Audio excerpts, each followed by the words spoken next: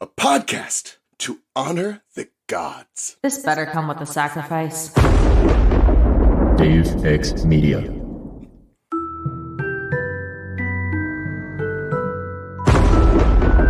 Dave X Media.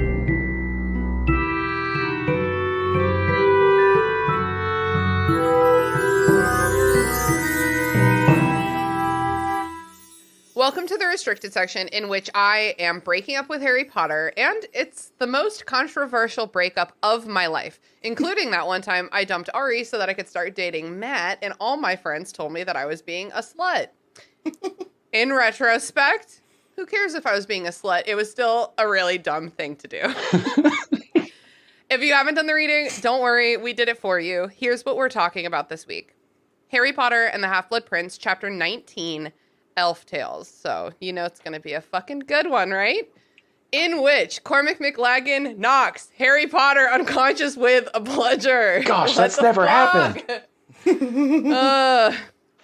I'm your host, Christina. My co-host today is Andrew. Say hello to the listeners, Andrew. I'm here under protest today. This is the first time. It's gotten to a breaking point. You invite me to the chapter that has really like 3 or 4 stories that aren't actually big enough to be a chapter.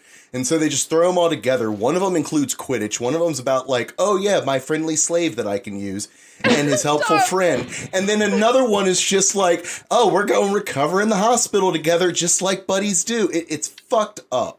Andrew, you know that I bring on people to the worst chapters. I bring on people that I enjoy talking to. Because we're not going to get down to business. Well, then I will lower myself from being here under protest to being here under duress. Okay. Duress sounds so much worse. It really does. I didn't make him, but I didn't not make him. Exactly. Our guest today is a new guest. It's been so long since we've had a new guest on the show, and I'm so excited. It's our friend, Jaye. Say hello to the listeners, Jaye. Hello to the listeners. Jaye is a friend of the pod, and we're really excited to have you on the show. Thanks. I am really glad to be here. Before we go any further, what are your pronouns? They, them. Perfect. Love it. What is your history with Harry Potter? Oh, well, I am a bit of an elder millennial. And the books first started coming out when I was learning to drive, so you could do your own math and figure it out, how old I am now. So I was not the target audience when the books first came out, and I would kind of turn my nose up at it like, oh, Harry Potter, that's silly. Like for kids? While I was getting into Lord of the Rings really, really heavily. And driving. And driving, yeah. I was so cool driving around in my mom's Lumina. Wait, I have to look up what a Lumina looks like. What the hell is that? Oh, it's the longest 90s car. Like, imagine a long 70s car, but something from the 90s. I've seen this car. You got it. Yeah, you've seen this car. It's like the car that you don't realize is a car. You don't realize it's there. It's just like, it passes you and you have to like... It's like an NPC on the highway. And then turn your head and then look at it again and then it actually finishes passing. Yeah. It's like a train. It was marketed exclusively to criminals because like you will look past it. You will just look right past it. That's why I have my beige Camry. Yeah. Ain't nobody ever noticed me in that thing. It's there in the green Lumina. What Lumina? What are you talking about? Lumina, what? That's not a thing. Okay, so how did you come back to Harry Potter? The rest of the history is after Lord of the Rings ended, I was kind of like, okay, I'm looking to get into a new fandom. And some of my friends had started to talk about Harry Potter. And I think at the time Lord of the Rings ended, the second movie was already out on video. So I bought it and it was on sale. And I was like, okay, I'll just watch this. And I took it home and I was like, well, that's stupid. I don't even have the first one. Why don't I buy the second? Why don't I buy the first one?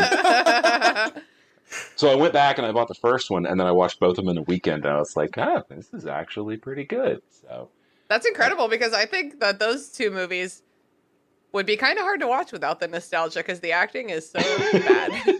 It was... Child acting, not strong. It must have been the newness of it, and yeah, early 2000s me wasn't exactly critical or aware of what a child actor should be. I was just kind of like, oh, I guess this is it. I guess it's easy to be like, well, all kids are idiots. So, well, and that would also be the peak time that, like, it's hard to describe to people that weren't there for it, but early 2000s, it was a black hole to like get sucked into the Harry Potter fandom. Like it was, everyone was randomly falling in, and it was hard to find people that were like actively resisting it. Right. So like, I can definitely see a scenario where it's like, well, I could get into it's. It's not even like you necessarily like it, but you're like, I could like not hate this. I could do that. I feel like all my friends who are readers, like as like a lifestyle choice, read Harry Potter. And I feel like all my friends who like are not readers also didn't read Harry Potter. And like maybe they saw the movies, but like most of them like don't really care about it as much as the people who read the books care about it. You know what I mean? Yeah. Yeah, I think I avoided the books until after the third movie, and then I read probably everything that was out at the time, which was, I think, 5 books. Everybody's favorite, Order of the Phoenix. Well, but okay, I do not enjoy that book, but I mean, when it makes you so desperate for things to start happening. Like you get to Order of the Phoenix, and you're like, "There's no way they can Bojangle for another book," and they don't. And it feels like the last third of the 4th book is like, you can't put it down, especially when you first read it. It's like, oh Yeah. God, what's Oh, happening? yeah. What's happening? What's happening? The 4th book is so good. Like I have a lot of complaints about it, but it's fun as hell. Yeah. Yeah, most Flippity definitely. dippity. And I remember, I mean, I was like kind of that was by twice the longest book I'd ever read in my life when it came out. And I remember being like, I'm fucking invincible. I just read this fucking book. You're just holding it up to people and shaking their face. Look what I did. Look what I did. I'm a genius. Look what I now. read. I'm going to win every fight with my parents now because I'm a genius. Well, that's cool. What is your favorite Harry Potter book? Or like, has it changed from when you first read it to now? It hasn't changed. Honestly, my favorite is the 6th book. And I know you're like just dying for somebody who hates the 6th book. It's just so funny because, okay, so like winter is coming and I've been like feeling my seasonal depression coming, and I'm like just like trying really hard to remember like that like it's temporary and it like goes away, and there's ways to have fun along the way, and like it's not like a permanent like status. And I feel like going into Order of the Phoenix, it's hard to remember that there's goodness outside of this moment. It's like, oh my God, this is interminable. This is insufferable. I will never endure this. Yeah, it's but like, then... oh yeah, Harry Potter's fun still. Yeah, I mean, I like this one. I think there's some character development in it, and there's even some moments where you're like, wow, I actually feel kind of sorry for Voldemort, or where maybe you understand where he came from, which it's not fully explained. I don't know if you want to put this in a side discussion or whatever, but it seems like Put it right now. It seems like his origin story is just he was born crazy, which is not my favorite, since the whole theme of the book seems to be you can rise above Oh my God, what that's you so were born funny. as. That's so funny because I feel like it says the opposite. I feel like the books are saying that like Voldemort went bad because nobody loved him. And that's why Harry Potter is like a good foil to Voldemort, because he had the same upbringing where he was unloved and he like turned it into strength. Whereas Voldemort, it affected him and turned him evil. Well, no, because what happened is that with Harry, he had 2 people who really loved him a lot for a short amount of time, and then he became an orphan. So he still had little drips of love, much like Dribbles morphine of love. in an IV, just like little bits that would hit every so often to keep him from going bad. He had these great parents who died. That's pretty much what we're Yes, saying all here. great parents die young. Agreement from the podcast. Dude, the Potters were literally like 10 years younger than me when they died. Like, do you know how much I had accomplished 10 years ago? Nothing. Well, clearly they're 10 years younger than you, because no one likes you when you're 23. And so, I mean, that's when I'm only Voldemort- 20. I'm only 32. Okay, don't be dramatic. Oh, excuse. That one more year really just adds all the drama. I feel like it does, because 33 is when hobbits come of age, and I'm not ready for that. Yeah, but you get the big party with the tree, and you have to give presents to. We're doing everybody in that the for Shire. Haley. we're doing that for Haley because she also turns 33 next year. So we're having that's a fantastic. Hobbit coming of age for her. And I will be giving her gifts to give out. I think we've done that before, though, Andrew. Do you remember? I gave her a basket of gifts to distribute. It was the one that Willow came to. Yeah, the like couple years ago, the outside Yeah, one. in my backyard. Yeah, it was the other Lord of the Rings birthday party we threw for Haley. Oh, I'm jealous of Haley. She gets the Definitely. best themed parties. She really does. Okay, Jay, what house are you? I'm a Gryffindor.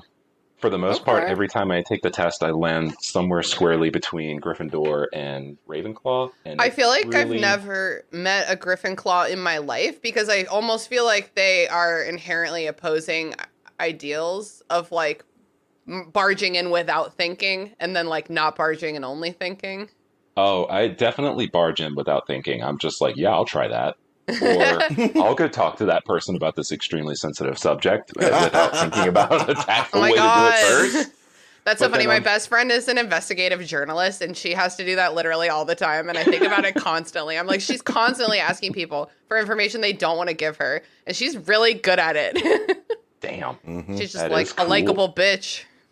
But at the same time, I like learning stuff. I have been trying to learn new things in the last couple of years, and Okay.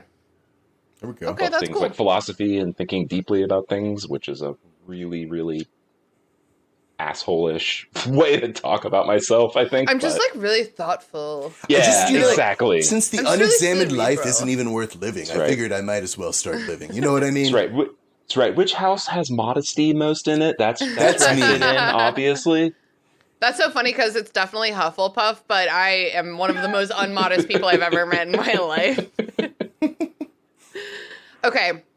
Before we get into the chapter, we have a very special segment that we like to call Mott's thoughts. Yeah, you just already knew it. know. I knew it. It's been a while since Mott sent an email, but then within a week he emailed the restricted section and Burn Before Reading. And Ooh. yeah, so I'm just gonna read this email from Mott's. I She do reads not the remember. burn before reading one as a promo. Wait, I like want to. Wait, I'm gonna read you just like I'm gonna read you a selection of what Moss emailed me for Burn Before Reading, which is my other podcast. He wrote me a review in poem form. Oh my gosh. Oh, I can't wait for this. I've got. I'm just gonna read the first stanza. For the rest, you're gonna have to go listen to Burn Before Reading. This review is dog shit. Reading it will leave you asking why you didn't heed your own warning and burned before you read it. That's how it starts. I like that. so- I like that. So go listen to Burn Before Reading because eventually we'll read that. Mott says, "Hello there. It's been a hot minute since I last sent in an email. Come to think of it, the last one may have actually been the review I sent, which is wild to me. But that's really funny because he's not talking about the Burn Before Reading review. I think he's talking about when I asked for bad reviews of the restricted section and he wrote us a really bad review. By it bad, was you really mean funny. amazing. It was really funny. It was the only thing in my life which has ever lived up to the word stupendous. Okay. However, I finally remembered that this is something I used to do with some frequency, so I thought I'd bring it back. 1. On the topic of bringing things back, I'm glad I wasn't the only one who had a visceral reaction to Tina and Leela bringing back the scrim shower joke. You could have never brought that back, and my life would have been better off for it. Shout out to Haley for being on my side here, though. I don't know how to pronounce the name. Scrim shower is a close approximation. Scrimger. That's solid. I can't do it. Scrim shower. The trick is to say scrim and then just like Britishly grunt. Scrim. Yeah. Like if you could like imagine what Netflix would mean by like brackets indicating like subtitles saying British guttural noise. That's what you have to do. Oh my God, that's so funny. Scrimger. It's like at the beginning of the 7th Harry Potter movie where it's just that extreme close-up of the actor's face. Your ministry remains strong. He puts that pause in there. Why does he put the So fucking dramatic. pause in there? Oh my gosh. I just finished a cup of Chocolate Drugs. I served this apple cider cocktail. It was like an apple cider mimosa, and I served it at my Halloween party, and then I still had a lot left over, so I served it again at Haley's birthday party. And then there's still like a gallon of it left, which I saved in my fridge because I really have a hard time getting rid of stuff. At this point, she's legally double fermented it. It is actually like food specifically. Like I'm like, this is food. I should consume this instead of wasting it if I can. So I just had a cup because it's an apple mimosa, and I also have Bold Rock cider. Like I don't know what's happening. I really don't like sweet drinks like this, but you put out an invitation for Haley's party that said bring cider. I did. Well, I bought Haley this cider, and then she didn't drink it, so I think it's maybe not sweet enough for her. But anyway, her leftover cocktail was very sweet. It was so sweet. I should have put a shot of whiskey in it. Are either of you drinking anything interesting? I'm having a whiskey from one of my favorite distilleries that I found in Lexington. Is that called neat because there's nothing in it? Yes, I believe so. With no ice. Crushed it. It's neat. Crushed it. That's right. Not crushed ice. I crushed that. That's okay. Yes. Designation is approved. Alcohol's such a crutch. He's smoking his bomb. Do you wanna shout out the distillery? Yeah. My brain was saying brewery, but it's a distillery. You're right. It's the Barrel House Distillery in Lexington, Kentucky, I think is where it is. That's awesome.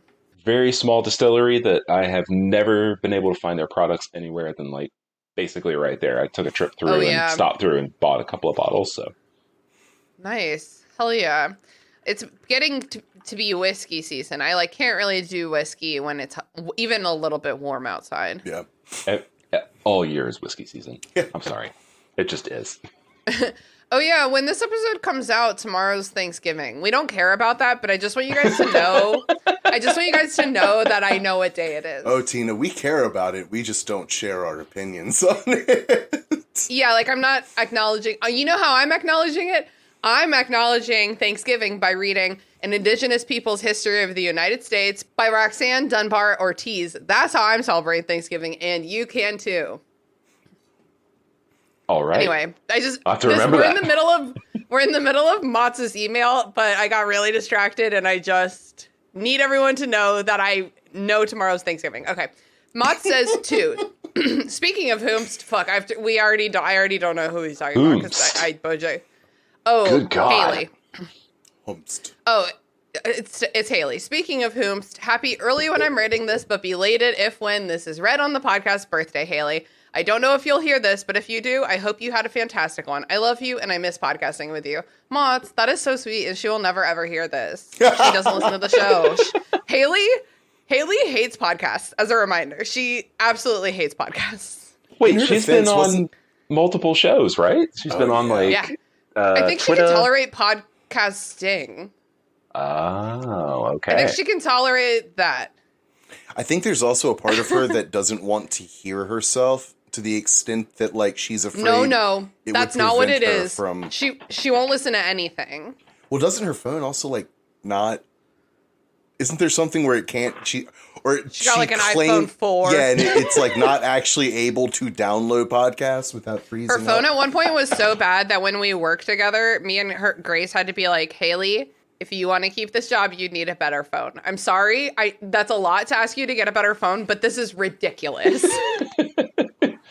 This phone couldn't take is photos from or something. 2008. It was It's literally time to upgrade. sold. Number 3 from Mott. The idea that Fred and George, age 7, at least if Ron is to be believed, would have successfully performed an unbreakable vow if they hadn't been interrupted is so wild to me. Do y'all remember Ron telling Harry that Fred and George tried to get him in an unbreakable vow? I feel like a spell with the power to kill you should be more difficult to perform than this. I hope Ron is just an unreliable narrator in this, but it also doesn't shock me that much if this is legit. I mean, Ron's pretty unreliable, so I'd say, yeah. But how'd they do it without That's wands? True. I think in the chapter they're like, take out your wand. Oh, no, that's a movie memory, sorry. But I think they need the wands. I think they need wands. Yeah, I wonder if Ron is they almost did it too, but Fred and George were just teasing him about it and like not trying. You know what I mean? But I guess but I want to remember that he says that his parents got really, really mad about it. And if there was any danger, like any real danger, like you think they would not have gotten so upset about it. Interesting. Maybe it's like a don't dial 911 kind of like, you know what I mean? Like when you're talking to a kid and you're like, I need you to know that I'm deadly fucking serious about this. You do not fuck with this. And that's why I can't have kids, because I'd be yelling, you don't fuck with this a lot, I think. Don't attempt to kill your brother. You don't fuck with it. We're ride or die in this family, but we aren't going to have to prove it. That's our family motto. All right, Mott's number 4. Fred and George are hot in this chapter. That's it. That's the point. What is every Fred George chapter? He's talking about the chapter where, like, I think it's the first time. Oh, fuck. Was it Christmas? That they're, like, dressed all dapper. And oh, yeah, it is Christmas. And they're like, we're going to go flirt with that muggle girl in town. And they're just like, we're grown-ups now. What are you going to do about it? Oh. Okay, Mott's email item number 5. I'm glad y'all brought up the whole magic technology bullshit again. Like, just the math. It makes no sense at all, and it pisses me off. It's almost like it was not thought out by the author. Some may even say it was hardly plotted. Oh. Shout out to Phil. Number 6. Ooh, massive shout out to Tina and Leela, and most of all to Burn Before Reading. Woohoo. I just finished listening to the first few episodes as I started writing this, and I can't tell you how excited I am about this show. It's finally here. This is my favorite item on your list, Mods. That's so kind of you. Number 7, this is the last one. Oh, this is only here to get this email up to 7 points because, as everyone knows, 7 is the most powerful magical number. Blah, blah, blah. These were some thoughts I had on the last chapter and episode that absolutely no one asked for. I hope you all have a wonderful day. Love you all. Sincerely, Mods. Mott's, you're a star. Yeah, I love you, Mods. Love that email. Fantastic. Okay, let's get into the chapter. Are you guys ready? Sure. Duress. I thought you said I'm dressed, and I was like, good for you. I thought you said, Look what I did. Look The what I listeners accomplished. the listeners have no idea during any episode if we're dressed or naked. They have no way of knowing. For a second, I thought about it. I mean, I'm just going to be honest. Maybe for the episode last week or the week before, that was called Birthday Surprise. Is that like Hermione's helping hand? Oh. If you ever decide to come on the show and get invited and record with us, you too can surprise us with nudity. Yeah, we consent. Honestly, I consent. Tina's about to get dick pics. Not from me. I said by beloved invited guests on the pod. That's not an open door for It's not exactly a beloved guest. You have to be an exclusive sort of person. You gotta pay the $100 a month Patreon tier for that. I've received a lot of dick pics in my life, solicited and unsolicited, and I feel like, am I gay or are penises just kind of whatever? But I feel like I've looked at every single one and you're just like, that's a penis. Like, I don't think I've ever been like, this is a good one. This is a bad one. It's just like, that's definitely a penis. It's just another one. Yeah, that's... A lot of the times it's hard at work, you know, and like they're all the same. The penis is hard at work? Is that what you meant? Yeah, a lot of times when penis owners have sent me pictures in the past, their penises have been hard at work during that picture. Mm-hmm. It's a questionable and downright bad decision to send a dick pic. Unsolicited, definitely not. But like at the end of the day, to send a flaccid dick pic is just almost a bold statement of power. That's like, well, sometimes, at that point, it's not even a dick pic. It's just art. Like, cast a shadow and call it a day. Sometimes penis owners be like, here's this dick. I just came thinking about you. And so it is like a little flaccid. Okay, and there's jizz everywhere. Oh. I need to have a conversation with my fellow penis owners. Yeah. We're going to meet out back because no one needs to hear this. This is going to be a real sad conversation that we're going to have. Something needs to change. And it's you. I did. Spoiler alert, it's you. I did date a guy in college who, but like we weren't exclusive. So I learned that he was like very indiscriminately sending dick pics to like any girl he met, like very indiscriminately. And I was like, that's embarrassing proximity. I can't be with you anymore. I mean, it's somehow worse than like multi-level marketing schemes. You know, like it's terrible. I guess if you cast the net so wide, eventually you'll get a bite. Someone's gonna be like, "Wow, this is a really nice penis." Eventually you'll get a tug. Can I touch it, please? I just want to know, has anyone ever seen a dick pic and been like fuck, yeah, like That's it what worked? I'm telling you, like, or is it no. always just been Whoa. like, well, I was in the market anyways, why not just go with this one? Like, it's got to always, anytime it's worked, it's just been timing, right? Like, there's no, like... We have to get off dick pics. As are a we society, sure? yes. No, as a podcast. We're like 30 minutes in. Fine, we'll talk about the on a fucking dick chapter. pic tangent. Let's go. I was Woo! Harry was Potter. worried we weren't going to have anything to talk about this episode, and we've done a really good job so far of Congratulations, making you it so got it dick doesn't pics. matter. What do you think Lavender would react with a Ron dick pic? Wan. I think she would love Wan. a Ron dick pic. She would love a Wan pic.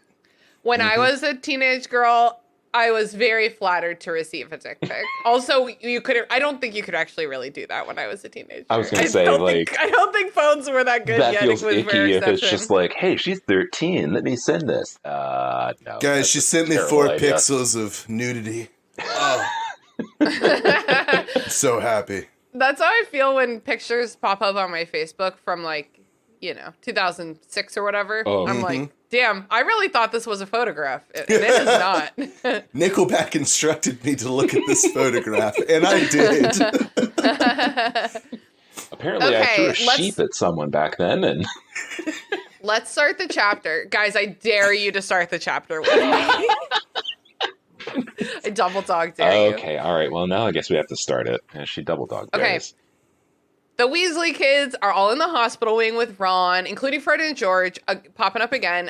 They've been waiting for him in Hogsmeade because Ron has been poisoned twice in one day. That's not a good day. One was non-lethal and he recovered, and then was immediately poisoned again, and I got lethal, I guess. And Harry barely saved his life by remembering a Bezoar. Bizarre. Beezor. I think Bezoar. I want to say Rickman's pronunciation in the first movie is Beezor, which is so much better than the sixth movie, Bezoar. That's just like, Yeah. gross. I think the audiobook was bizarre. I feel like they're all wrong. Yeah. There's no correct way to pronounce this word. There's just several Like- wrong ways. Like Scrimgeour. Scrimgeour. There's not a right way. Hermione's also there, very worried. Molly and Arthur are also at the school. They're currently talking with Dumbledore. So they're all just talking about what happened over and over. And they're like, is Slughorn a Death Eater? Was the poison meant for Slughorn? Was it meant for Dumbledore? Was it meant for Harry? Like, who's doing this? What's going on? Whoa. What's going on? Yet again, we have multiple children almost dying at Hogwarts. It's a completely normal year. Yeah. Par for the course. It's about time for somebody to end up in the hospital. Katie went to St. Mungo's. Does that count as two people in the hospital been wing? Several chapters. You only get a half payout if your death board person dies off campus. It's not... You still win, but it's not full payout, you know? Oh my god. Okay, Ronald Weasley, in his sleep, says Hermione's name. Whoa! Harry's like, that's embarrassing. I have to say, the scene is so much better in the movie. The absence of the twins sucks because the twins are always entertaining, but the whole thing with Lavender rushing in, and the actress who plays Lavender in the movies just crushes it. She really captures the spirit. Oh, even more than the spirit, I think. She just nails it. But I think that's the moment where he's like, Hermione. It's Yeah. so Everyone funny. leans in to listen to it. Like, what did he say?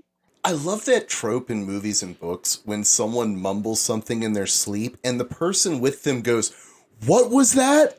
And like, they're fucking asleep, bro. Like they just happen to like randomly. Yeah. I feel like anything I've ever mumbled in my sleep has been 100% pure nonsense. Never to have any meaning taken from it under any The circumstances. Skoogles have gone.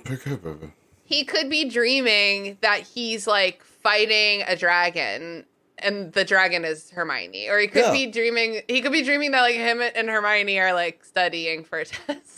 He could be dreaming that an evil clown is holding a gun up to his head and saying, "Choose one." He's like, "No, kill Hermione. Keep laughing." Like, we don't know what's going on. We're just assuming things.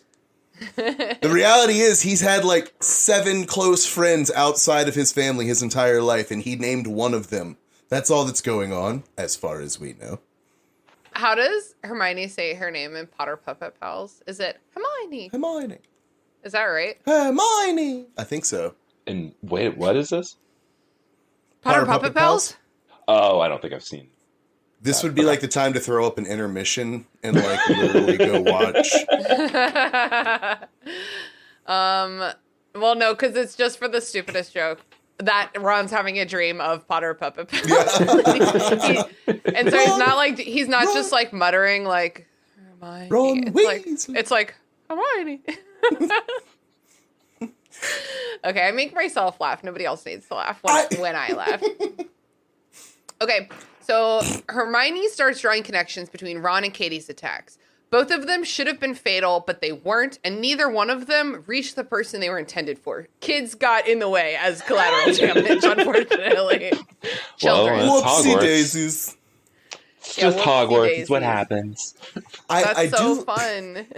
I do love that what they're trying to like allude to at this point is the idea of like, well, clearly what's going on here is someone who's trying to commit murder, but is doing a sloppy job. You know, like everything that they're going to say eventually. And that's just not in the context. Like the subtext, the context, none of it actually plays that because they're just 2 very terrible methods of trying to kill someone. Right? Yeah, like, they're bad. It's just stupid. It's just incredibly dumb. There was little chance, like there was a lot of chance of both of those things not reaching their target, and then neither one of them did. Right. It sounds like the type of plan. Especially the booze. Yeah, if you told someone this plan and they supported it, I guarantee you they would reply to it with something along the lines of like, well, it's 4D chess. Like, that's the type of person who comes up with You just don't stupid understand. Yeah, you don't understand how great of a plan this is. It's too great for you to understand. Anyways, I'm going to write a detective book in a few years. That'll go well. In all fairness, why doesn't Voldemort try to kill Slughorn? Like, why isn't he the target? He's the one person who knows the number of Horcruxes he was after. Like, if he killed him, they would have been screwed. It is actually a pretty good point that, like, why wouldn't you, if you're already having him try and kill Dumbledore, why not just throw, if you know Slughorn's at the school at that point, throw him on the list too, right? Like, who would want to kill Slughorn? You don't care about him getting caught. It's clear that part of the punishment is that it's supposed to be an incompletable task. Fucking throw Slughorn on the list, too. Listen, I think that, okay, so at the very beginning of the book, they go to get Slughorn. He's hiding at a muggle's house. Yeah. And he's like, I have to keep moving every week because the Death Eaters are coming to look for me. They're trying to recruit me. Yeah. And we were like, that's interesting. I guess it makes sense that they would recruit Slughorn. But what if they're not trying to recruit him at all? They're 100% trying to find him because he has that memory.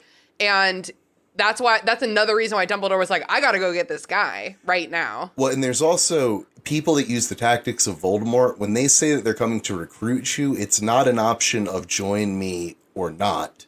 It's join me or die, right? Like, The reality is they don't want him to be a support for Dumbledore. So what you're saying might is not know coming to Right. recruit them and coming to make sure that he doesn't spread the memory are the same thing. It can be the same exact thing, exactly. That makes sense. Because either you join us and we don't have to worry about it, or you don't join us and we just kill you. So he's like, I'd rather just not deal with either one of those options. Right. So I'm just going to become an armchair. these both sound terrible. I'm going to take on the furniture That life. actually makes a lot of sense because then Dumbledore shows up and Slughorn's like, I know what you're doing, but you're kind of nice. And this thing that I've been doing has been kind of scary. So I actually will go with you because I could use the protection. Right. Both sides are trying to get this memory from me. Your plan is to send a weepy 16-year-old boy at me. Their plan probably involves torture. Like, one of these is going to be harder on me than the other. And that's really funny. Okay. I have to wait, though. I said okay, but I'm okay. Pause. I mean, in all fairness, the general danger that you're in Hogwarts every year, it compared to the Death Eaters, is kind of like makes it a tough choice. Like, oh my god! Doesn't Hagrid say where exactly do you have that? more likelihood to die? Is it at Hogwarts or is it with the Death Eaters? I don't know. Oh my god! It's an easy thing to define. Well, and getting back to like the story, that's what Hagrid essentially says when he shows up, right? Is like, parents always expect there to be a few fatalities at Hogwarts, but to have it be accidents, like it's. Oh my god! Speaking of parents, enter Mr. and Mrs. Weasley. Molly throws herself with gratitude at Harry. Which we all agree that would just be like having a warm weighted blanket thrown at you, right? Like, the most pleasurable, delightful thing in the world. It would be a good hug. Harry has saved the lives of Ginny, Arthur, and now Ron. Harry's like, don't worry about it. Harry has unresolved self-esteem issues from, I'm guessing, probably from all of his time at the Dursleys. But bit. He definitely doesn't know how to take criticism or appreciate, or not criticism, or he definitely doesn't know how to take, compliments and stuff like that. Yeah, that's what I meant. He kind of reminds me, in moments like this, he kind of reminds me of my husband, Sean, who kind of like never knows what to say and is just always standing there like swinging his arms, waiting for you to be done with whatever you're doing. But the sad thing is if, I think Mr. Weasley says something along the lines like, it's a lucky day when Ron sat next to you on the train. And it's just kind of like, if Ron hadn't sat next to him and hadn't gotten to know him, none of this shit would have happened to your family. Literally. Well, I thought about that earlier today, and I have to push back on that a little bit, because actually they are one of the few families that's not true for. Because they were all involved in the Order already. So, like, there is an argument to be made that if Harry just doesn't show up in the world, Ginny does stay locked in the chamber forever. When the snake bites Ron's dad, Harry is not connected to anyone to actually deliver the message. And then just now, if Ron was the one getting poisoned, Slughorn froze up. So, like, this is actually one of the few times that someone says that to Harry that it's not actually completely wrong. Oh my god. It is so wild how hard Slughorn freezes up too. Yeah. I can't stop thinking about it because he really is like an academic. Yeah. Like, he's got the theory. He's not doing any of it. Like, do not put me under pressure. Do not put me under duress. I do not react quickly. I don't like to handle emergent situations. Don't do this to me. He's the Neville Longbottom. Just give me my box of crystallized pineapple. Yeah. Whatever that is. Have either of you ever had crystallized pineapple? No. I think I've had like sugared dried pineapple and it was disgusting. Like regular fresh pineapple is great, but I've had dried pineapple too. I know what you mean when you say it's disgusting. I like it, but I do know what you mean. Okay, so Harry, Hermione, and Hagrid leave so that the Weasleys can stay because Madame Pomfrey's being a stickler about the visitor limit. Yeah. Like, that's a thing that matters. Only 6 super people. important. George points out. Hagrid makes 6. Oh yeah, it's like he's just so big. She got confused. Hagrid is talking about how Dumbledore doesn't know who is doing this, and the Board of Governors will want to shut down the school again. Yeah. Oh, how lame. We need to make sure that we find this person, not for justice or safety, but because I can't let the school get shut down. Yeah. Hogwarts has to stay open. We can't let it close. What are I was we? about to say, like, my school's never closed down, but then I remembered the COVID pandemic, and I was like, oh, I guess schools do just close down if something crazy is happening. I'm just imagining Hagrid being like, oh, come now, we're not going to give in to our fear, are we? Oh my god. Like, just like all the same talking points as an anti-masker. I was raised my in the God. South, and schools close down when there's just like 2 flakes of snow on the ground. Yeah. So, yeah. Hell Schools yeah. closed. I do want to point out that there's like a moment here where Hagrid twists and breaks his crossbow, and it's just like, Whoa, really? I totally missed that.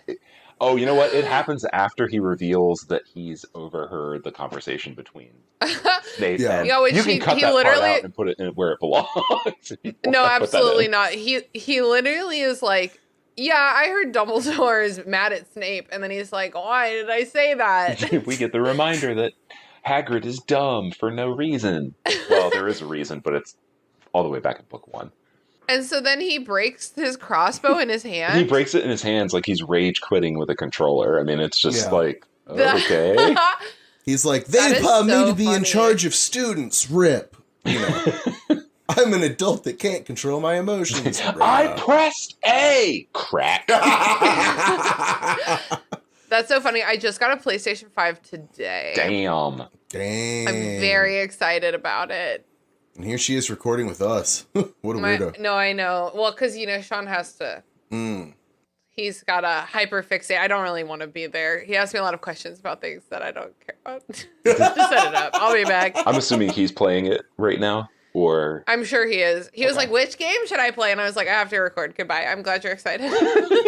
If only Sean was more of a stoner, it would be a very obvious answer, which is just swing around on Spider-Man.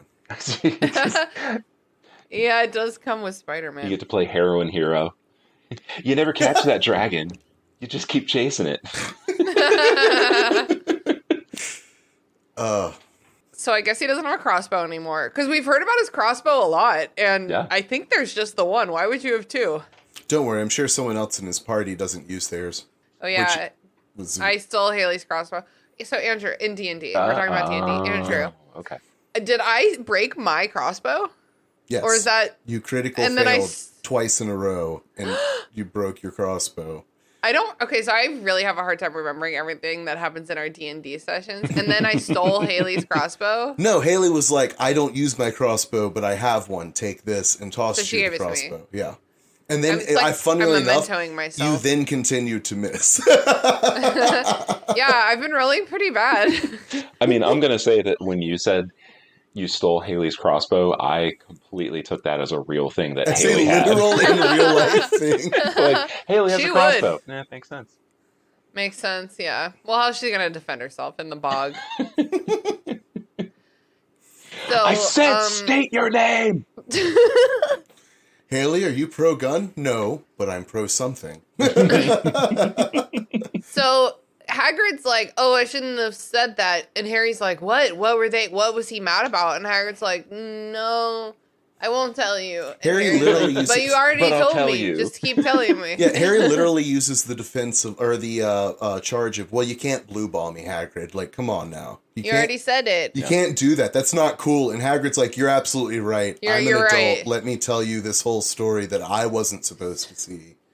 So he overheard Snape and Dumbledore arguing near the forest, which, like, Dumbledore, Snape, how did either one of you not know that Hagrid was super there? What?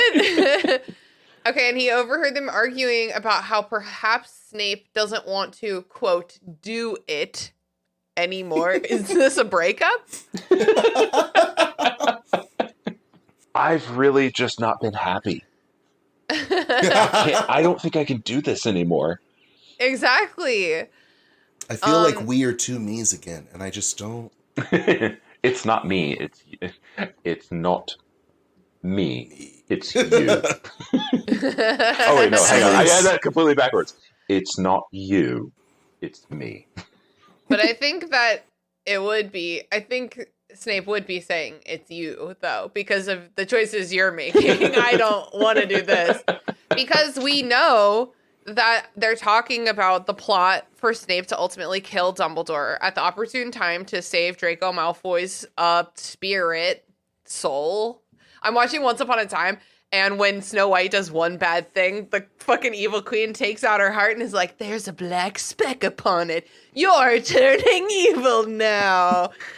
It's pretty extreme. It's just really like, funny. you could just tell her. You don't have to pull my entire heart out. Snow White's like, oh my god, my heart. We can all agree that, like, Dumbledore is totally the type of person like, Severus, come for a walk with me by the lake. And, like, it's like talking about nothingness, like, and did you know a former headmaster planted that tree? By the way, Severus, when you kill me for Draco Malfoy, and just, like, casually bring it up.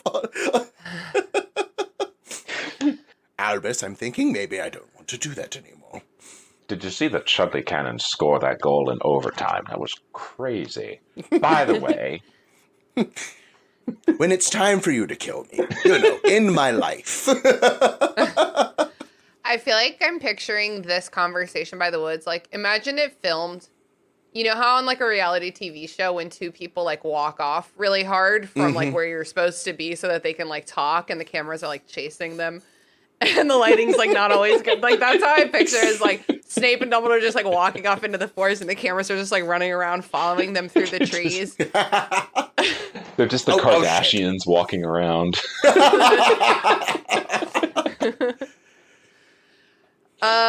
Where are we on my notes? Okay, so Phil shows up and is like, you're in trouble for being out of bed. And Hagrid's like, bro, I'm literally a teacher. And Phil's just like, I disagree philosophically, I guess. He's like, I don't think you're a teacher. And Hagrid's Your response title here... is just because your title is professor doesn't mean you're a teacher. Like, yes, it does. Well, and then Hagrid's like, don't worry, kids, I'll handle this. Slur, slur, slur, slur, yeah, slur. It's just like a reminder, like, let's use a slur here. Oh, now, children, I will explain to the man. Slur, slur, slur. Yeah, so Harry and Hermione go back to the common room and... Wait. Yeah. Yes. And McLaggen corners Harry trying to take Ron's keeper spot in the next match. And Harry is kind of distracted. First of all, I think I would have been like, are you going to ask me how Ron is? Yeah. Like, are you going to ask me if he's, like, literally Ron's alive right now? Fine. Yeah. Like, because I feel like you're like a sociopath if you don't know that you're supposed to say, like, are they okay? How are they doing? Okay, well, if you need me to fill their spot, I'm here for you. Hey, Cormac, buddy, we're going to go over red flags real quick, okay? Let's come over here. Let's have a nice little conversation. Yeah, he's really annoying. I really just have such a vision of him in my face, and like in my brain, of his face in my brain. And I just like really want to punch it, you know? I just want to punch it. Is it the actor from the movie? I'm just curious. It's kind of not. I feel like I'm envisioning like this kid and I'm like, where did I know that kid from? He probably like bullied me in high school or something. Honestly, even though he's sort of like a bit character, like another actor that came in and just kind of crushed, a really small role. Mm-hmm. Oh yeah, that's true. In the movie. Yeah, I mean, he is obnoxious in the movie for sure. He like catches the fly with his bare hands and he's just like, zzz. Yeah, let my chances. You're like, yeah, Cormac, right. I've been meaning to tell you this. There's actually no component of fly catching in the Quidditch game. Well, I don't know how he's familiar you are with this actual game, but that very little of that will transfer. There's not much to it. He tries out for...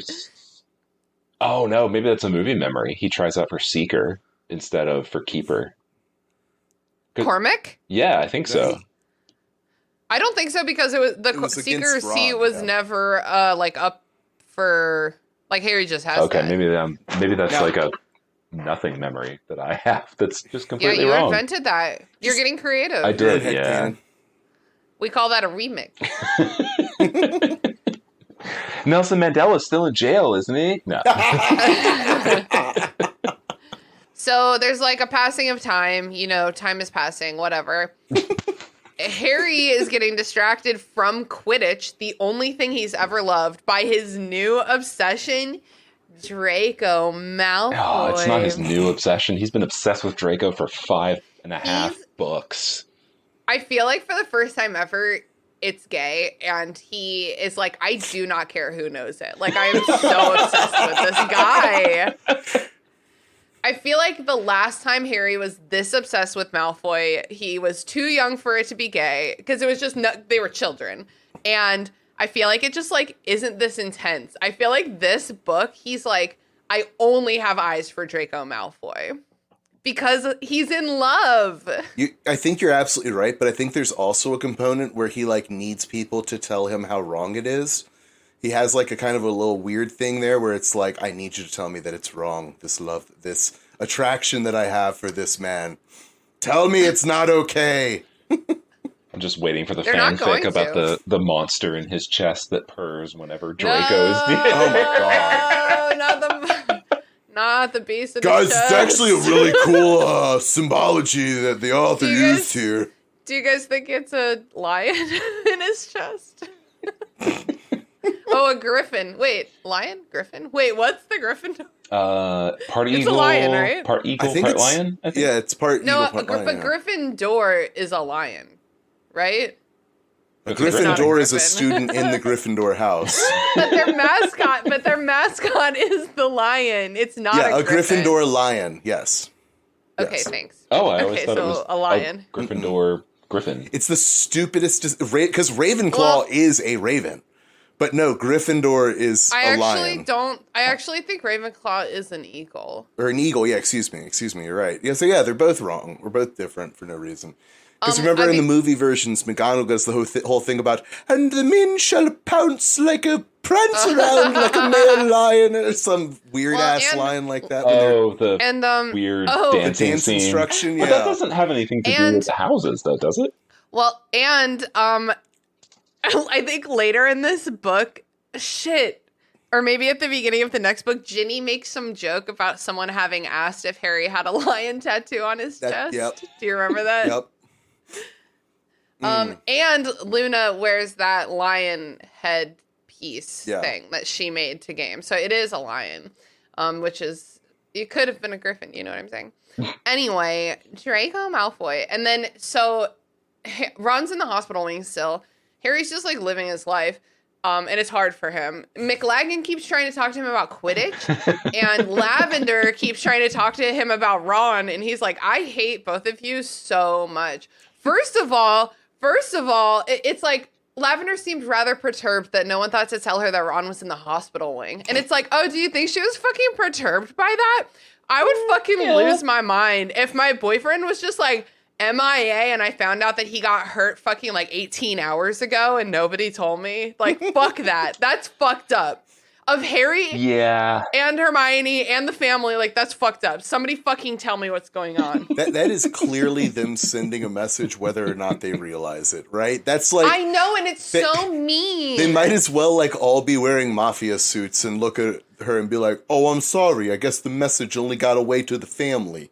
Okay. Like, they might as well just be that direct about it. Like, oh, you wanted this information too? Oh, sorry. Yeah. Like Lavender walks in the room and they all just roll their eyes at the same time, like, and sigh. It's very mean. Lavender is doing her best right now. In fact, she's done nothing wrong. Is she cringy? Yeah, she's fucking 16 years old. Like, what do you think? Of course we're all cringy at 16. See, yes. I'm cringy right now. And if I'm you being need cringy proof, right the fuck now. If you need proof of how cringy everyone is at 16, burn before reading. Burn before reading. That's my new obsession. I do have to ask, why is Lavender asking Harry about Ron's feelings? Shouldn't she be asking, like, Jenny? Who? You know, like... Ginny probably was like, here's the thing, because Harry doesn't say, I don't want to talk about this, please don't talk to me about this.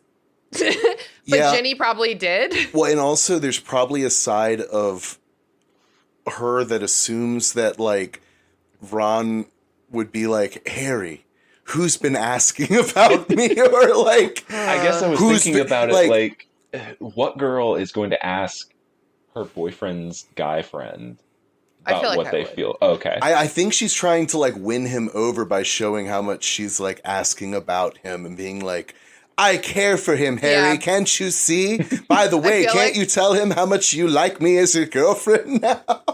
Well, I feel like she just is feeling... Okay, I feel like she's feeling that Ron is, like, pulling away from her. Like, they were, they Yes. already, like, were on the rocks before this happened. And so, like, a dumb bitch will dig her nails in so hard. She's holding Like, on to whatever she can, yeah. I used to cling to the most disappointing men in the world. Call that bitch saran wrap. That's all she does. Just clings to old food. So I think Lavender is just like, no, what if nobody ever wants to kiss me again? What if this is it? What if I peaked? Because everything is so intense when you're 16. I've peaked It in high is. school. No. Yeah. Oh. There are so many people who do, and they just don't realize that they Oof. have Yeah. until it's way too late. So sad. Finally, Harry's like, you should talk to Ron, Lavender. And then Lavender's like, he's always asleep when I go to visit him. And Harry's like, huh, that's Really? weird. He's literally never asleep when I go to visit him. That's so funny. And Harry's like, and you didn't put that, like, I would understand if I didn't put that together in what it meant, but you can't put that together in what it means. I think she assumes that Ron's always asleep. I don't know. Maybe she's delusional. She's delusional. Yeah. Because So- let's be honest, oh. by the third time that you go there and he's asleep and it's like 2:30 in the afternoon, you're waking a motherfucker up. Like, Yeah, I probably would have woken him up eventually. But again, I think that's something that as a kid, it's like, oh, I don't know. I probably would have woken up a boyfriend. You know, sometimes you don't know how to like touch other people in like a normal way. Well, she didn't have any problems with that earlier, though. That's what I'm saying. I'm like, just kidding. I think she would lay hands on him for sure. Lavender, she would try and crawl in bed with him and just like lay there with him. Oh my Well, God. even if when I he's- was 16, I did anything I could to get in my man's bed. Like literally at all costs. It was so hard. I was up to the challenge. I've heard that you can study better if you're both staring at the ceiling on a mattress. Just trying to feel your heartbeat by laying next to you. I mean, we all agree that, like, Lavender is completely showing up, Ron's pretending to be asleep, and then she is crying with, like, the wails of an old washerwoman. No. Like, No, I loud don't enough want that that he for could her. not possibly be sleeping, right? Like, at least one of the visits that had to happen. One time my friend started to regret a very consensual one night stand in the middle of it. And she was like, how do I get out of this? And they had been drinking. So she was like, I'll pretend to fall asleep. Like in the middle of it. So she did. She like pretended to fall asleep. And then the guy just like shouted in her face until she had no choice but to wake back up. Oh, good, you're awake. He's just there like, hey, come on. We're not done yet. Like trying to get an old dog to go outside. Hey, come on, Let's go. let's go. It's time. I already said your name 2 times. Let's go. 1, You need to go pee. 2, 2.5. Okay, Oh. so it's the morning of the Quidditch match. Harry visits Ron. Ron's not allowed to go down to the match.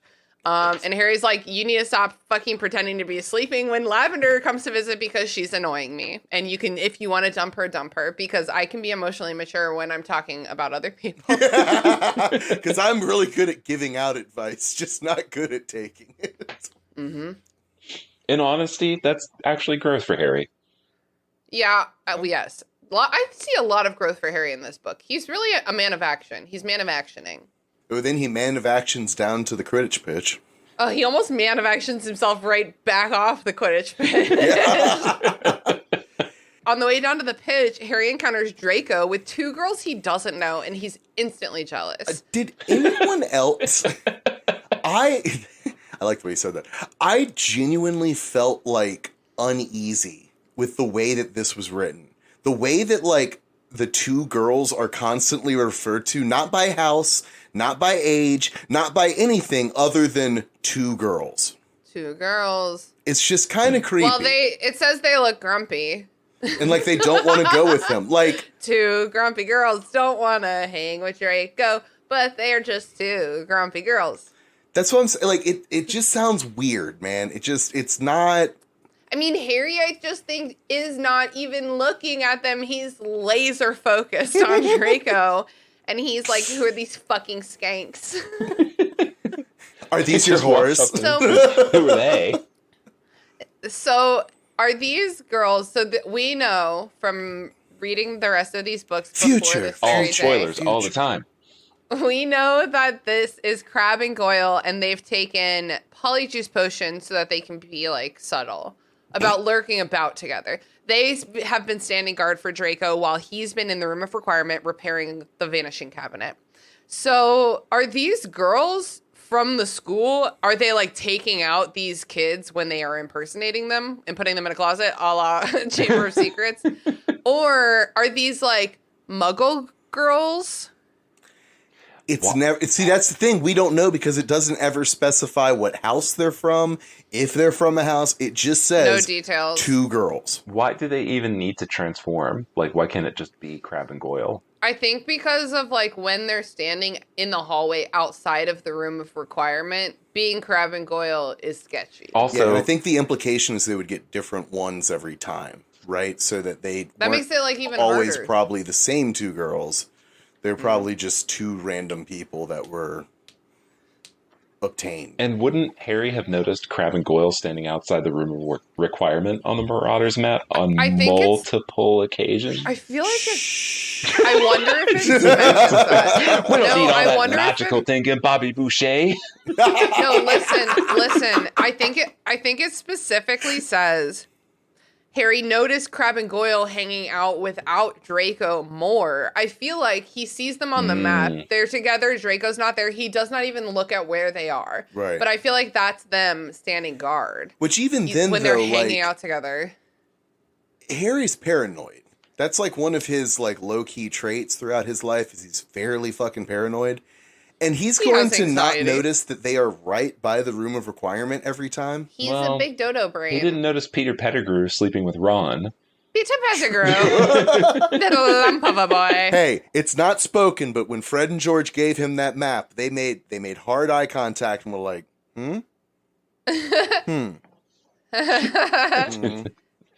He's making gestures. It's slightly funnier if you can see the gestures, but not that much funnier. Not much at all. Yeah, because my logic is like, it would be really hard logistically for them to be taking their like peers' hairs for this. I've always found it easy when I was in school. It just, but then you have to, while you're impersonating them, you have to put them somewhere. That seems hard and scary and sketchy. Like, can I have some of your hair? Like, it's very Buffalo Billish, you know, just like I just need some of your hair. Can you help? I just need one hair. Can you help with this this couch inside my windowless van? You get into the van and pull. And they're like, was she a super fat girl, size 14? And I'm like, oh, I'm a size 14. And then all movie long, they're like, you know, as obese as it gets, size 14. Oh, yeah. 90s. It's very funny. 90s body standards. I feel like if these were like muggle girls or like random, if they're impersonating random girls, there's like 200 people in the school. Like, I hope Harry would be able to tell if he's never fucking seen these kids before. Yeah. But you don't know. He's a dodo. But it's just two girls. And everyone who Malfoy ever hangs out with is named. It's like Pansy Parkinson with her pug face. Oh, the pug face. We can't talk about Pansy Parkinson without talking about how she has a pug face. It's a tongue twister. So Harry gets to the changing rooms late, and Ginny is mad. Watch out. Guys, they're about to make out soon. It's coming. It's about to happen. That I scene love it. we're all looking forward to. I love that chapter. Like, the movies have never ruined anything harder, because in the books, that chapter is so fun, and it's like so random that they kiss. Maybe I'll do a whole burn before reading episode about that fucking scene. Oh, God. I could disappear too. And then she just like slides away. Okay, and here, listen. When what's her butt? Bonnie. I think it's Bonnie Wright. Bonnie Wright. I don't know how I know that, but yeah. Bonnie Wright is 5'9", which is how tall I am. Daniel Radcliffe is 5'5". I've dated a 5'5" guy before. You're just taller than him. Like, you're just taller than that guy. And, like, I think that these movies try too hard to make her not look like she's much taller than him. Yeah. Just tuck him into your little boob. Tuck him in, like a little. And they'll know. Come in here, you little fucker. Natural. I love you. That's organic. I love you, little fucker. When I was dating Joey, 5'5", just bring him into the boobies. Was that a Robin Williams live on Broadway? I think reference? that was, I think that's where that came from. Amazing. Oh my gosh. I feel like y'all have a lot of references in common that I'm like not really getting, and I'm just like, it's the elder millennial references that I know for some reason that are just like perfect. Oh, what a great I also identify as an elder millennial, but perhaps well, like I wouldn't identify as an elder millennial, but I know I know a lot of those references, right? And it's just fun. It's just fun. It's just how we communicate. Like, yeah. I've got a friend that's basically, that's all we do is just like Chappelle show quotes and, I was talking about this just today at lunch. I had lunch with Haley's bestie, Emma, who is also a walking reference machine. And we were talking about that. And she's a very good sport, because I was like, you're like a walking reference machine. And she's like, that's very interesting. Let's have a conversation about that. So it's funny that it's coming up again. So McLaggen starts trying to coach, and Harry's like, fuck off. And then he fucks off, and Harry's like, but the thing he said, you should do that, though. He was right about everything that, though. Okay, you fly out of the sun, but don't tell him I said that. Don't tell him I said again, that. like, I'm not, I not to get too sportsy about it, but that would be the equivalent of going up to someone and being like, a fastball is going to be fast. Like, it's the most basic, like, knowledge you could possibly have for that sport. Is like, hey, you know how the sun is blinding to literally everyone on this planet? You should probably use that to your advantage. That's very funny. That's very funny. But also, moms just say stuff, like, and Harry's like the little mom of his. He is definitely his crew. Yeah, he's trying to pull that off right now. He's trying to be like the mom figure, but like, Harry, like, put on your jacket. It's cold out there. You can't take care of yourself yet, bud. Like, there's no. Oh my God! It is so much easier to take care of other people than it is to take care of yourself. That's true. I feel very strongly. Yeah, you were talking earlier about how like Harry needs to follow his own advice, or like he can give advice, but he can't follow it. And it's just like, that is completely fair. It's relatable. Yeah. So it's time for the game. Guess who the new commentator is? Fucking Luna! Fantastic. I always forget about this, and then when I reread it, I'm like, oh yeah, this is fucking ridiculous. It's so good. I will say, this is one of the few times that I will say it's pretty fucking clever, because you could tell that, like, J.K. Rowling did not want to write any more fucking Quidditch matches, right? Yeah. And so they were like, well, how? She was like, how can I do this then? I know, I'll take this character that I created in the last book, make her be the guest commentator, and then not actually write any Quidditch, and have a scene where Harry gets hurt. Ha-ha! Ha-ha. Yeah, this really is a cheat. Yeah. It's a cheat. That's what it is. Because I was gonna say, like, sorry, Jay, that I invited you on for an episode, and it has both Quidditch and house elves in it, because that's really mean. But it does barely have Quidditch in it. Yeah. It's so quick. The house elves are serious, though. I do love that Luna's like, there's that new keeper. His name's Bibble Buggins. It's Cormac McLaggen. And then like McGonagall interrupts her. It's like, it's Cadwallader. Oh yeah. And it's funny because It's funny because Luna is amplified and McGonagall is So I don't think is amplified, but she like matches her volume, which is very funny. Yeah.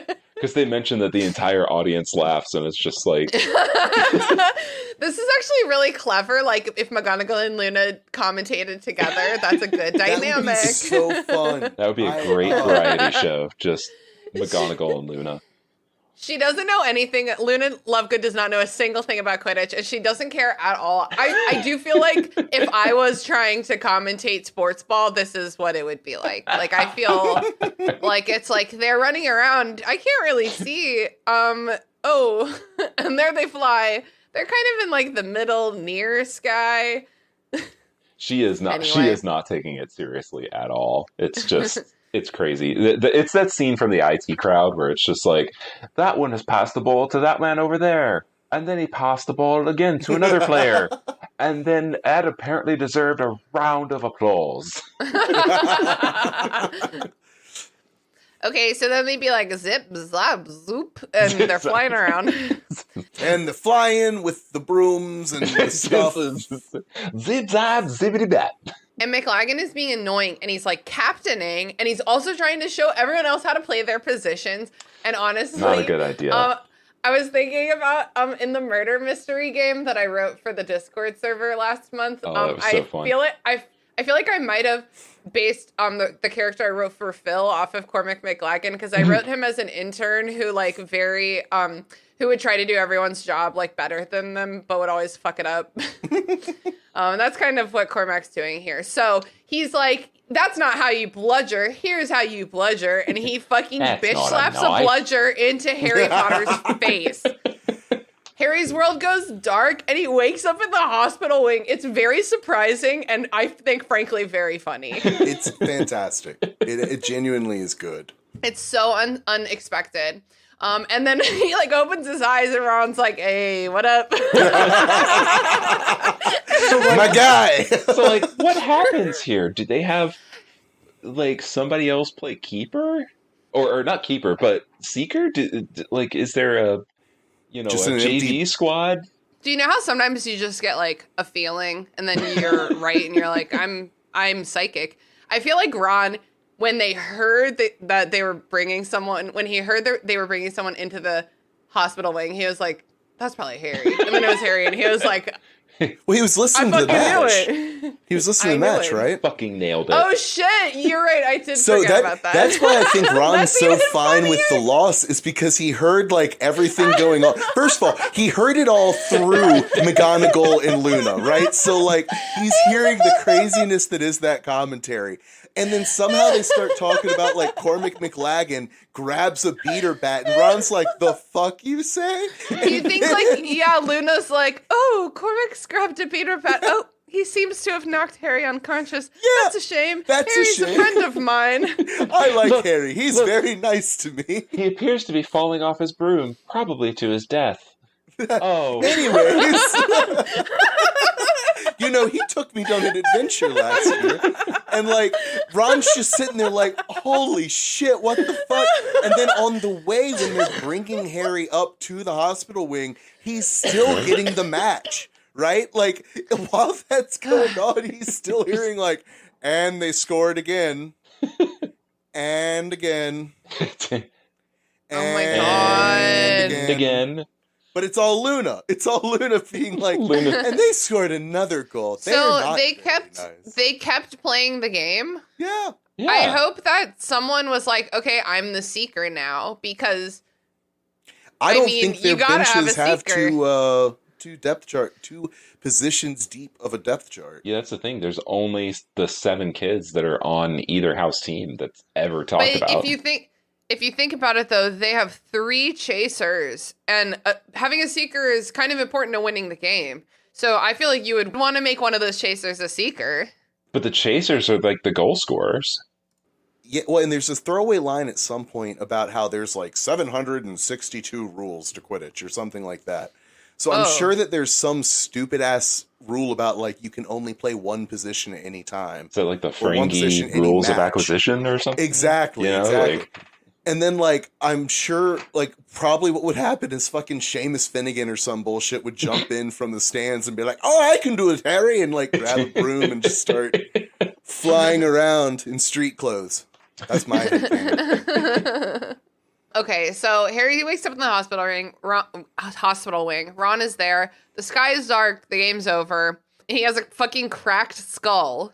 But he'll be okay. Yeah, you're fine. You broke your face and your entire head, but you're going to be all right. Don't worry. Yo, I have a question.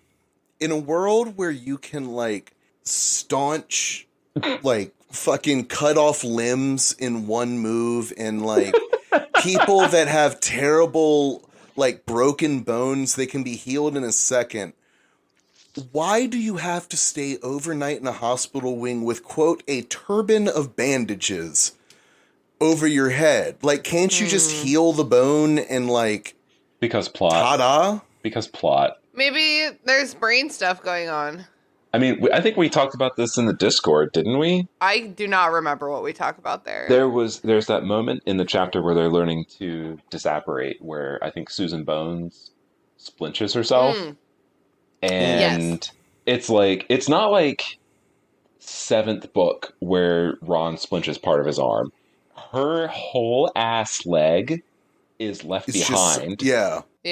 And it's like, wait a minute, shouldn't she be bleeding out like immediately horrendously because of this?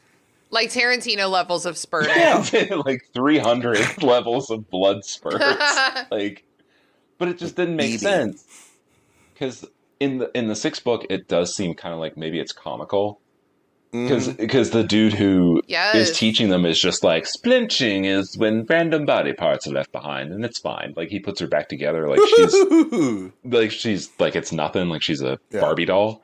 But then in the 7th movie, or in the 7th book, literally Harry is like, I thought this was kind of comical, but apparently it's not. And it's like, apparently it's not. Susan Bones lost her leg. Like, she's fucking mutilated here. Yeah. Got a giant scar the rest of her life. Yeah. But can't all walk. that to say, like, in this crazy ass world of healing of wounds, you're telling me that a mere baseball to the head causes an overnight stay? I think the reality is that Madame Pomfrey just heals you and is like, how long do they need a rest from the bullshit that is Hogwarts? I mean... Okay, at least 2 days. 2 days it's going to be for you. He cracked his skull, and that is what your brain is inside of. And so it's like, okay, I guess keep an eye on that area. Yeah, I mean... Just make sure it's all good. Maybe it really is the fact that you can heal things just with like a wave of your wand, but they have a whole... nursing suite and a bone nurse. Humphrey's got to justify the cost every year. Yeah. She's just like, I got to keep my job somehow. I can't. These motherfuckers can't know that this shit can be done in like 30 seconds. I get free room and board. Fuck you. So Ron is clearly like kind of happy that McLaggen fucked up big time. And Harry tells Ron about running into Malfoy. And I feel like Ron gets really close to saying, are you in love with Draco Malfoy? Harry, look me in the eye, mate. I need you to tell me, do you love Malfoy? Are you in love? It's okay. Like, I accept you as you are. Are the colors a little brighter when he's around? Does food taste a little better? He's like, you're obsessed with this guy, which is something I've only said to like dick sick gal pals. Like, you're obsessed with this guy. And Harry's like, so what, bitch? I don't know. I have to find out what he's doing. Harry's response is, I wouldn't say that, but if it were the case, it would be okay. That's definitely not the situation. But if it were the situation, I think you should be supportive of me. So Ron falls asleep, and then Harry's like, oh my God, I just had a great idea, which is when you know that we're about to see a pretty underbaked idea. Yeah. I just had a great idea, said Harry Potter. Translation, I'm going to commit some felonies. I'm about to fuck some shit up. I'm about to fuck around and find out. Harry summons Creature, who appears. And as a reminder, the last time we saw Creature, Harry sent him to work in the Hogwarts kitchens. Yeah. And so Creature shows up in the middle of a fisticuffs with Dobby. And then Peeves shows up soon after because he was apparently watching the fight. He's like eating popcorn. Peeves is just like, fight! Yeah. So Dobby is beating up Creature for talking shit about Harry. His master... Wait, no. But Dobby is beating up Creature. And then Ron wakes up and is like, what the fuck is this? Ron wakes up and is like, Harry, I told you, if you make them do this, Hermione's going to be very mad at you. I warned you, you can't have them fight each other. So why are elves, like, completely OP versus wizards? Like, they can apparate in and out of Hogwarts. I think because of plot reasons. Yeah. I think because we need Harry to have an ally who can do more. But it's not even that they're overpowered. It's like for some reason, they want to be enslaved. It's 100%. It's the whatchamacallit, Sound it out. The bravado. Sure. Yeah, I totally understand. I've had trouble with words this entire it's night. the audacity, not the audacity, the pomposity, something to that effect of man, Whoa. right? It's the fact that like they believe themselves so superior that these abilities that elves have, audacity, sure. That they believe themselves so superior that they're not even going to think about the elves' ability to teleport, right? Like, why would that be a threat to them? They're wizards. Those are just elves. The hubris of man. That's what I was hubris looking of man. I don't say, like, I do like, human instead of man, except for when we're like, the hubris of man. I'm like, that's men. The hubris of man is about men. That has nothing to do with me. We're talking school shooters. Yeah, those are definitely men. Hey, there's been like 3, okay? There's been like 3 women, so it's definitely both sides. It's an issue of both sides. And there's been 3 school shootings today. Jesus. Like it's you know what the sad thing is? You number. said that, and I genuinely was like, "Wait, is that an accurate number, or it's a is guess? This a joke?" Because right. I don't know. At this point, I just don't know. Yeah. Anyways, I've been told I'm not allowed to talk about things like that. So cheerful and fun. So cheerful and fun of you. On our comedy podcast, yeah, I know. Who said it was hilarious? Some people did. Oh my god, there's a lot of sirens happening outside my house right now. Can you tell them to please turn them off because we're recording a podcast? That one was urgent. The first one was less urgent. I literally can't hear it. Zoom's very good at that, but my Audacity definitely picks it up, which is why I stopped. So Harry orders Creature to stop fighting and then asks Dobby to stop fighting because he's free and he's Creature's master, I guess. Dobby is a free elf, sir. Because and he wishes to obey. Harry Potter's everywhere. It's bad. Yeah, so I just hate every time the elves come up. Like, there's no good way to talk about it. It's just bad. Like, everything's bad about it. I'm sick of talking about them. I wish they would stop showing up. That's exactly. Oh, don't worry. Yeah. It's even just with their powers, it's like they completely break everything in the universe. So yes, it's like stop showing up. Yeah. And yeah. Well, and I know Dobby dies soon, and I don't even care, man. What? I've never like really cared that much when Dobby dies. Dobby you're a psychopath. It's fine. So Harry asked the 2 elves to tail Malfoy. He's like, I can't stalk my crush, but you can. And then he prohibits Creature from reaching out to anyone about it. And Creature's like, clever girl. You got all the loopholes. Which, like, you know what I would say if I was a house elf who was in that situation and thought of some loopholes? I would look at them and say, Master thought of all the loopholes.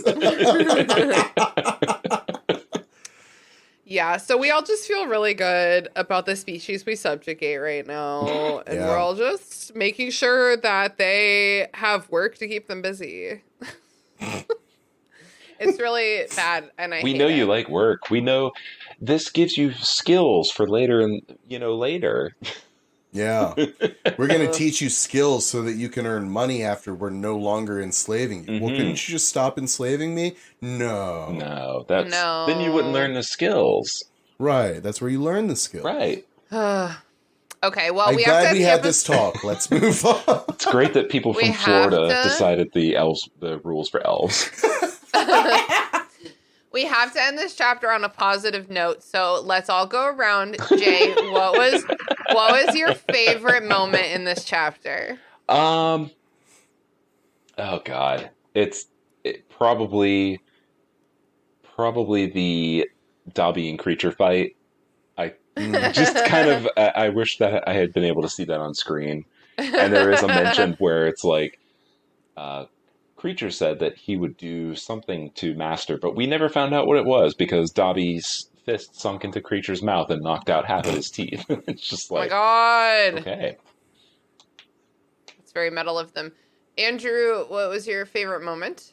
It's got to be the interaction between McGonagall and Luna, right? Like, Very good. There are not many parts of like Harry Potter that I might still like find a way to source, you know, if it were to come out. But if they made like a 2-hour long special that was just like 3 or 4 fake matches of commentary between those two characters, I would absolutely consume that media unabashedly. Like, yeah, I'd probably watch that too. That would be worth consuming. Okay. I think my favorite moment in this chapter was the very good, very surprising smash cut to waking up in the hospital wing. Wake that was me up. I'm sorry to say it, but it was very good, funny writing. Like it surprised me and it made me LOL. And Absolutely. like Ron thought it was very funny too, and I like that for him. Junior has shown a little bit of growth in her ability to write in this book. Also, I'll give her don't forget that we found out that I think it was this book or maybe the last book was the first one with a continuity editor. Yeah. And I think wait, I think last book is the first one with a continuity editor, and like the editor of the last several books like changed for this book. I feel like you can just really feel it. Absolutely. Because I think that when it comes to like a refined final project, not to toot my own horn, but like the editor it does a lot of work for that. So I feel like you can see where JK spiraled out of control, and then a good editor was like, no, come on, we got it, we can do it. Come on back. Get back in here. Come on back. We're okay. We're gonna do this. this. It also feels like it might have been the first time that, like, because it's the second, the penultimate book, and everyone's basically like kind of set in motion. And I'm willing to bet this was the first time that Scholastic or any, Little Brown or any of the publishing companies looked at her and were like, no, you're going to rewrite this. I don't care who you are. Like, this is a multi-billion-dollar property at this point. You need to do it well. You can't be shit. Another thing is that like the publishers could kind of charge anything for this. This was a $35 book. This is Deathly Hallows, whenever that came out, which was very expensive back then. Yeah. But they could have charged anything, and the lower the page count, the more money they could make from the sale of the book. Yeah. So I feel like it would be in their interest. Andrew, do you know I have a post-it right here that says Andrew on it in Deathly Hallows? Because it's the chapter that I requested the literally like third week that we started this podcast. Yeah, you made me put a post-it in here. It's it's The Forest Again is the name of the chapter. I knew the one to grab. Were you still gathered around the kitchen table, like shouting at each other? Yeah, but literally back in those days. That's awesome. That I and was the like, post-it note, the post-it note has a cat bite out of it. It's been through some shit, yo. Dante tried to pull me away from that chapter. When stuff is like sticking out, they're like, I'm gonna bite that. That looks like something with which. So danger to penis owners, like, because yummy. cats are like, I want that. Yeah. Are you an owner and operator of a penis from 1980? So that's the end of the chapter. Jay, is there anything that we missed, or any? I was gonna say favorite moments, but I already asked you that. Just like any final thoughts? No, I had no final thoughts other than it's just kind of a bridge chapter. They're wrapping up the second act, and I actually looked forward to a couple of other chapters, and there's a lot of wrap up that they do. They have like the death of Aragog and the hiding of the book, and then finally we get to like Horcruxes, which is kind of like kicks off the Horcruxes. Yeah, that's awesome. We are gearing up. This was a bit of a miscellaneous chapter. It almost had Quidditch in it. It had elves, which I didn't like, but it was a little funny. Like, it was just very random. So I'm grateful that you got to come on this episode, Jay, because I feel like we got some good tangents in there. And even, like, I feel like this episode was a little bit chaotic, kind of like the chapter. But in the end, you're like, that was fun. Chaotic is the energy that I need in my life. So I'm good with it. Hell yeah. Andrew, any final thoughts about the chapter? Nah. Andrew's like, I'm just glad that it's over. We're done here. We can move. Smoking a cigarette, just like, war is hell. It's not that it was a terrible chapter, but it really wasn't. But it just, like I said, it's clearly, I've got 4 or 5 strands of plot here. Oh no, I kind of need to pull them all together. So we're just gonna and like, you know, tie them into a knot, essentially. And it's not eloquent. It's not really like well done. It just kind of is. Yeah, I feel you. It's inelegant. It's not even really necessary for him to have the moment with the elves to say, like, I need you to tail Draco Malfoy, because ultimately it doesn't really lead to anything. Yeah, I guess you're right. We need a reminder that we love Dobby before the next book. Yeah. And yet he would do anything for Harry Potter, sir. Yep. My final thought about the chapter is I really enjoy Cormac McLaggen as a character. I think he's like very fun and obnoxious as a character. You know, if I knew him in real life, absolutely not. Fuck no. But he's very funny. I think it's fun that he's like the great unifier of Harry, Ron, and Hermione right now. Like, they all hate him so fucking much. And he's just like involved always for some reason. I want a chapter where they just sit around and talk shit about McLaggen. Like, there's literally nothing else. I want to know, like, what he would be saying to the confession cam. Again, if this was a reality TV show. He would be saying, guys, I killed it today. Everyone loves me. This is the greatest decision I ever made. He would absolutely lie about So then everything. I showed up and I started teaching them about Quidditch. And y'all, they were so happy. They were like, Cormac, thank you for teaching Quidditch.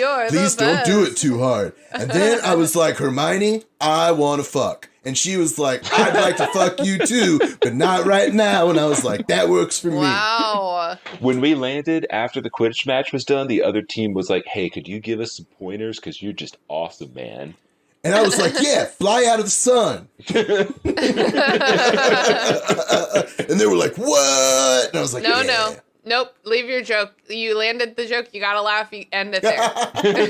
You're gonna end it there. Let's move on to plugs.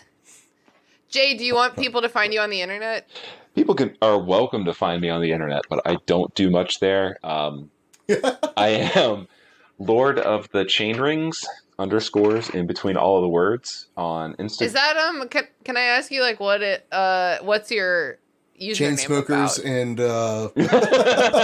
and Lord of the Rings. Lord of the Rings, obviously. Yeah, Lord of the Chain Rings. So like the front gears on a bicycle are chain rings. So that's where I got that. And I'm a big bicycling fan. That is a very, very good username then. Like, that's really solid. I'm really glad I asked. Yeah, so you can find me on Instagram and TikTok.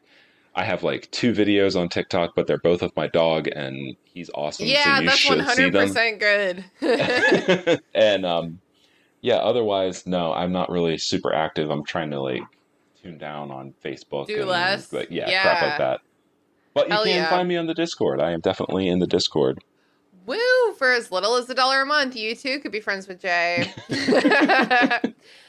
What is something that you've been reading or watching or listening to or playing lately that you think the listeners would enjoy? I want to plug a game called Stray. It's a game where you are a stray cat. Oh, that sounds terribly sad. It does actually have some sad moments, but it's at the same time it's got a ton of things that are like heartwarming moments and stuff like that.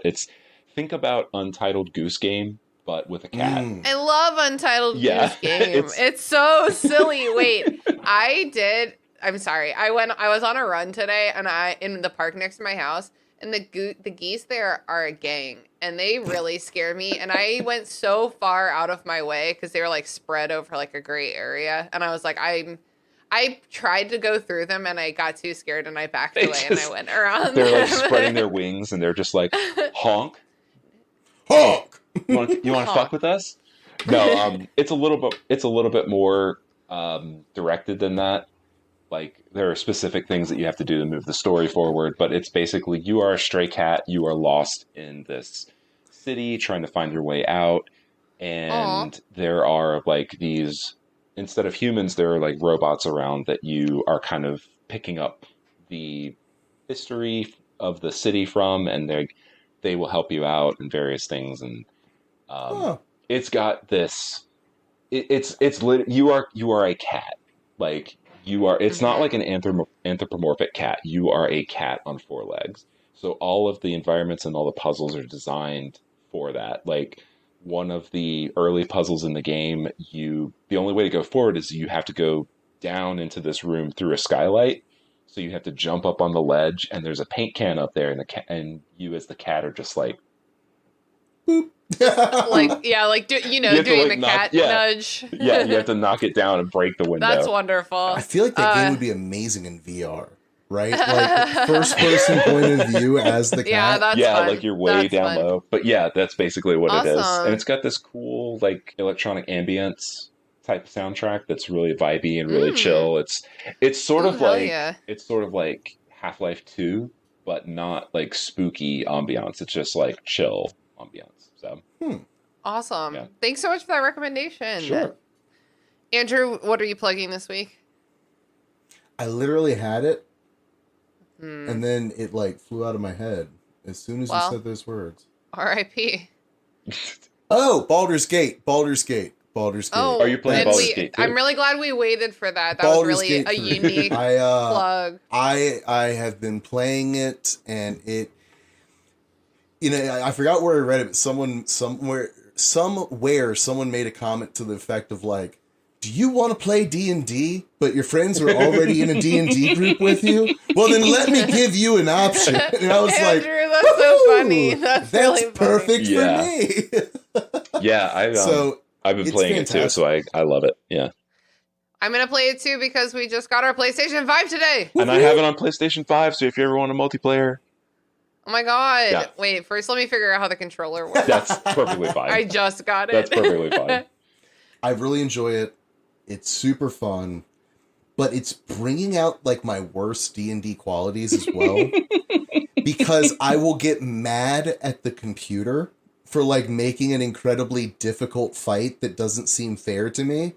And so the way that I deal with that is every once in a while, I'll just like make a save file and be like, well, I'm going to make it work, and like go through and like individual turns be like F5, because on the computer it's F5 to quick save and then F8 to quick load. Yeah. So it's like quick save, do the turn. Oh, I didn't hit quick load. Oh, I didn't hit quick load. Oh, I didn't hit. And I have like spitefully beaten at least 2 major encounters by like just forcing my luck. As you're playing, I think it's start and then triangle is quick save on the PlayStation 5. You'll need it. Don't forget it. Yeah. It's critical information. But highly recommend. It's super fun, even though I get super pissed at it. Well, great. That's great. Thank you so much.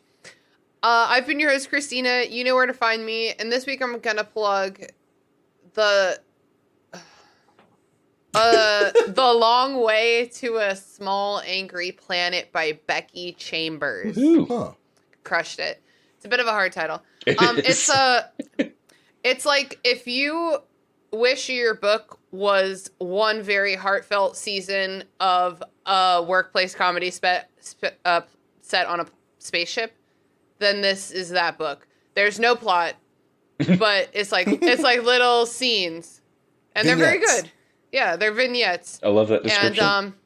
And Zach picked it for our book club this month.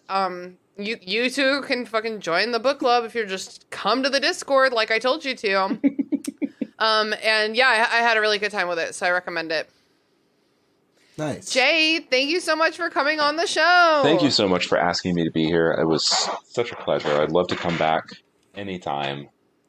Hell yeah. I love talking about Harry Potter with people where you're like, you get it. You're not going to judge me. Oh my God. Right people. I visited Zach and Alex last weekend, and I was in their local bookstore with them, and I was just browsing the books, and I knew Alex was like she knows the store owner. She does a book club there too. So she was like chit-chatting with them. And I heard her go, well, my friend Christina has a Harry Potter podcast. And I was like, don't tell people that. Don't This is the real world. Stop it. Wait a minute. That cannot be my first impression. You cannot do this to me. Okay. I have a literature podcast. I have a writing podcast. You have 3 that is the third literature podcast on my list. You have Burn Before Reading. You have How Do I Book? And the restricted section. Yeah. Geez. Yeah, I guess I just like reading. I just like reading so much. Oh my God, I love it so much. Well, that's the end of the episode. That's it. That's the end. We did We're out it. of stuff to say. Yeah, and so that's going to be it. Bum, bum, bum, bum. I'm going to go sing I'm a Survivor to myself for the next 10 minutes as I... For 10 minutes? That can't be more than a 3-minute song. Oh, I do repeats, and then I have certain sections that I'll go back and focus on, That's it, potheads. Thanks for listening to the restricted section. This podcast is produced and hosted by me, Christina Kahn. Our theme music was produced by Ryan Kahn. Our logo was designed by Michael Hardison. Please connect with us on Twitter @RestrictedPod, on Instagram @RestrictedSectionPod, on Facebook @RestrictedSectionPod, or in our Facebook group, The Restricted Section Detention Crew. Join our Patreon to get access to our Discord server, our bonus episodes, and other cool perks. We're also very happy to be a member of Deus Ex Media, where all you fucking nerds can find all kinds of fandom podcasts to suit your fancy.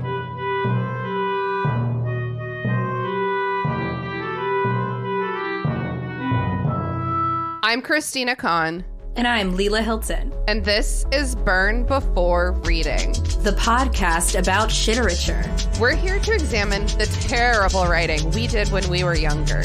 Like that school project you were really proud of. Or that poem you wrote when you got dumped. Well, how about that apology letter you wrote to your mom when you got into that fight? Or the song you recorded before you knew how to write music. Okay, don't at me. And we're here to talk about other cringy literary topics along the way. Like the Library of Alexandria. And Dewey Decimal. His name was Melville Dewey. Oh, well, do we want to get the clips rolling? I don't think I ever recovered from this in terms of being cool. Why did I say any of this? I do like the drama. So there is actually quite a bit to unpack here. Oh, all this drama was so addictive as a teenager. There's no punctuation to it. I'll start with that. I actually have no memory of this. There were so many lies that I was telling it. It's not terrible. No one really taught me how to write a good short story. That was a journey. Listen to Burn Before Reading every Wednesday, wherever pods are cast. I'm going to ask your pronouns. I'm going to ask you to tell us about your Harry Potter history. I'm going to ask... Whoa, I tried typing pronouns to remind myself, and I just got out porn. And then I looked up, and I was like... Oh, tell me about your porn. That's not what I'm doing. In detail. Tina, please don't ask me about my porn. I really... all about your porn. It's a very touchy subject. It was a wild 4 years of my life. 4?